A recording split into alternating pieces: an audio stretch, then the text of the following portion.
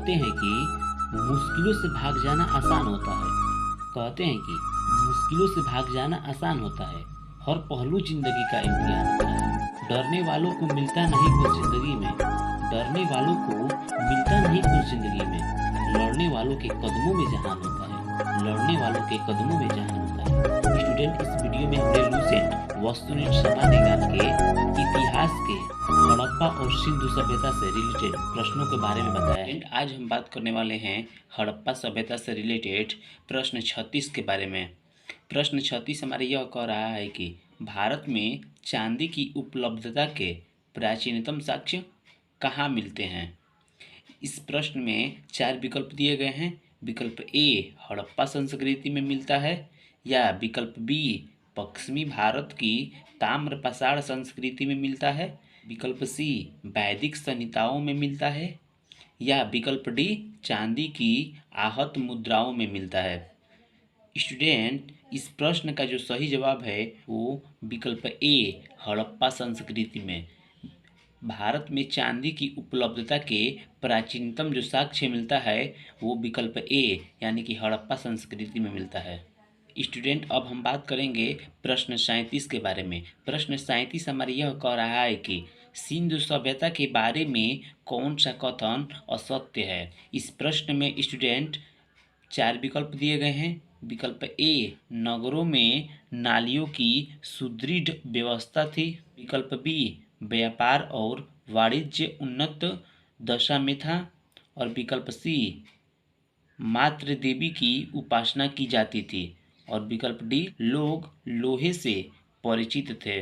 Student, इस प्रश्न का जो सही जवाब है वो है विकल्प डी लोग लोहे से परिचित थे। स्टूडेंट, अब हम बात करेंगे प्रश्न 39 के बारे में। प्रश्न 39 हमारा यह कह रहा है कि मांडा किस नदी के किनारे स्थित था।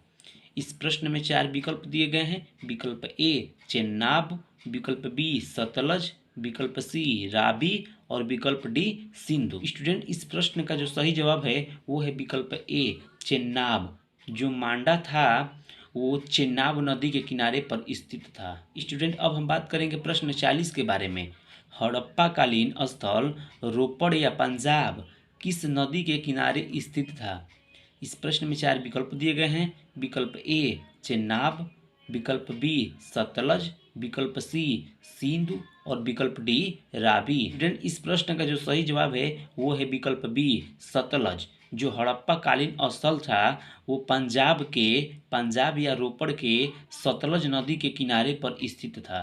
स्टूडेंट, अब हम बात करेंगे प्रश्न 41 के बारे में। प्रश्न 41 हमारे यह कह रहा है कि हड़प्पा में एक उन्नत जल प्रबंधन प्रणाली का पता कहाँ से चलता है। इस प्रश्न में 4 विकल्प दिए गए हैं। विकल्प ए धौलावीरा में, विकल्प बी लोथल में, विकल्प सी कालीबंगन में और विकल्प डी आलमगीरपुर में। इस प्रश्न का जो सही जवाब है वो है विकल्प ए धौलावीरा में। जो हड़प्पा में एक उन्नत जल प्रबंधन प्रणाली का जो पता चलता है वो धौलावीरा से पता चलता है। स्टूडेंट, अब हम बात करेंगे प्रश्न 42 के बारे में। हड़प्पा के मिट्टी के बर्तनों पर सामान्यतः किस रंग का उपयोग हुआ था। इस प्रश्न में 4 विकल्प दिए गए हैं। विकल्प ए लाल, विकल्प बी नीला हरा और विकल्प सी पांडु और विकल्प डी नीला। स्टूडेंट, इस प्रश्न का जो सही जवाब है वो विकल्प ए लाल रंग का।